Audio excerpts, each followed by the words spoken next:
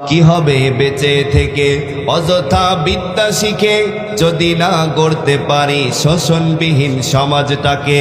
কি হবে বেঁচে থেকে অযথা বিদ্যা শিখে যদি না গড়তে পারি শোষণবিহীন সমাজটাকে। ঠিক কিনা বলেন? কি হবে আলেম হয়ে ইমাম সেজে সমাজেতে পারো যদি সত্য কথা উচ্চ স্বরে না বলিতে। ঠিক কিনা? কি হবে আলেম হয়ে ইমাম সেজে সমাজেতে পারো যদি সত্য কথা উচ্চ স্বরে না বলিতে। কি বা জবাব দিবে, কিভাবে মুখ দেখাবে? কি বা জবাব দিবে, কিভাবে মুখ দেখাবে? এভাবে পায় না চাওয়া আল্লাহকে, এভাবে যায় না পাওয়া আল্লাহকে। এই জন্য আল্লাহ তাআলার জন্য আমরা দ্বীনকে প্রতিষ্ঠা করার জন্য সবাই তৈরি আছি তো ইনশাআল্লাহ। জোরে আওয়াজ দিয়ে বলেন ইনশাআল্লাহ।